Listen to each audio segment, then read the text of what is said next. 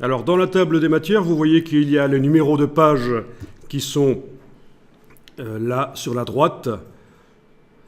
Bien sûr, si dans la mise en page, les titres et les sous-titres bougent d'une page à l'autre en fonction du texte que je supprime, que j'ajoute, des images que je supprime, que j'ajoute, il suffit à un certain moment d'aller de sélectionner le bloc de la table des matières avec la flèche noire et de demander menu page, mettre à jour la table des matières. Donc dans la version anglaise, menu layout, update, table of content. Évidemment, ici, rien ne se passe puisque voilà, la table des matières était déjà à jour. On n'a pas fait de modification. Même chose si vous voyez des fautes d'orthographe dans la table des matières. Par exemple, là, il y a des choses qui me dérangent. Il y a des titres qui terminent par un point, parfois. Il y a des titres qui ne commencent pas par une majuscule, parfois. Là. Donc, tout ça, vous ne le modifiez pas dans la table des matières, sinon tout votre boulot va être oublié dès qu'on va faire la mise à jour de la table des matières. Ça se fait dans le document, en fait, cette modification. Bon, je vous montre là, vite fait, vous n'êtes pas obligé de le faire. Je vais aller chercher un des sous-titres du document. Ah oui, ils sont en gris maintenant. Je cherchais des sous-titres en rose, mais c'est vrai que je les ai transformés en gris il n'y a pas longtemps. Ah voilà, ok. Voilà. Je modifie avec une majuscule et je reformule un peu la phrase tant que j'y suis. Voilà.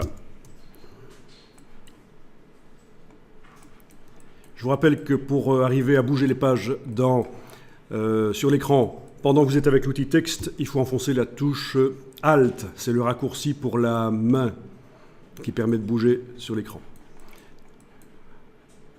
Ah voilà. Et là, il y avait un point que je supprime. Voilà, etc.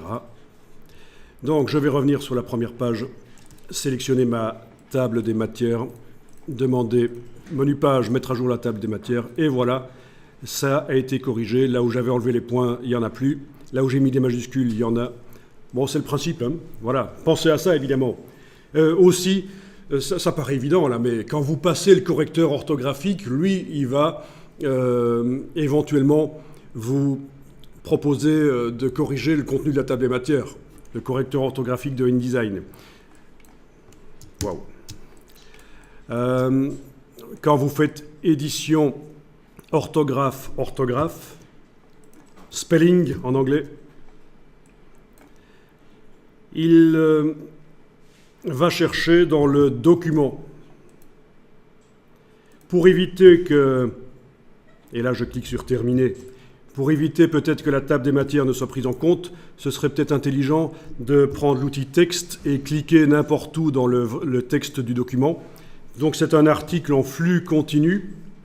C'est un article en flux continu, on le sait, sauf que la table des matières là au-dessus n'est pas reliée au texte. C'est des pages à part, les deux pages du dessus. Ce n'est pas l'article qui contient le texte. Vous voyez ce que je veux dire? Si je prends la flèche noire et que je clique sur le bloc là, on voit les lignes qui relient les blocs. C'est du flux continu. Le texte coule d'une page à l'autre et les images aussi qui sont dans le flux. Mais la table des matières, il n'y a pas de ligne qui la relie au reste. Elle est à part. C'est deux pages qui ont été ajoutées par la suite à part. Donc je disais que si vous prenez l'outil texte et vous cliquez dans le texte et vous allez dans le menu édition, orthographe, edit, spelling, vous pouvez préciser ici que vous faites la recherche dans l'article. Donc ce qui exclut la table des matières, par exemple, ou d'autres articles, d'autres séries de blocs chaînés qui se trouveraient dans le document. Bon, ben ici je ne fais pas la recherche orthographique, c'était juste une petite remarque.